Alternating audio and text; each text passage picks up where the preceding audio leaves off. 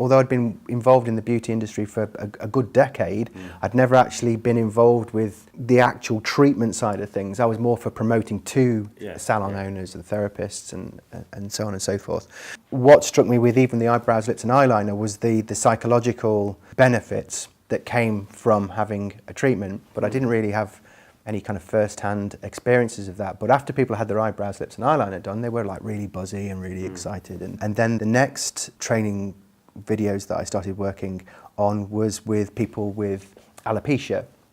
So with Helen, she said, oh, we've got a guy coming through, he's a young man who's got alopecia. So I thought, I wonder what how he's going to react to this afterwards. The guy was nearly crying, and he kept doing this. He's going, wow. When he looked at me after he had it done, and there was still redness and everything else, they just looked real, and it just completely tried. The grins, the grins you see at the finishing touches post-training courses they're Cheshire Cat, grins. So I thought, I really like this. I can completely get this side of the industry 100%.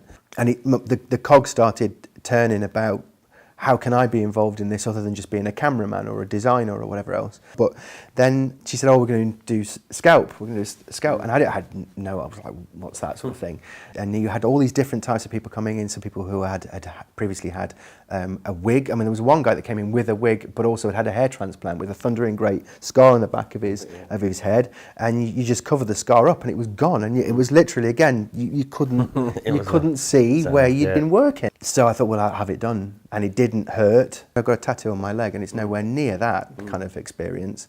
After having that done and seeing what effect it was having on everybody else, I was also entertaining the idea of having a film studio that was purpose-built as a salon and have therapists here and technicians here. But I was kind of nervous about just diving into something like that. And then I just said, why don't I learn how to do it as well? Yeah, of course, because then I've got first perfect facilities. So I've been on a training course. I'm working on my first model with Emma as part of my case study work. And where they lead to now, we're talking to Dawn about it becoming a micropigmentation clinic here in the centre of the country, and just letting everybody know, whether it's men or women, but mainly because I can empathise with another bloke that's going through what I was going through. And convince them it's a good idea. And it's also a finishing touches training school as well, so people come here and we get to film it because it's our own clinic as well. We're dealing with models, we've got all the equipment here, so it's just getting deeper and deeper into the industry and getting a much better knowledge of it, really, to be able to then tell everybody else what it's like.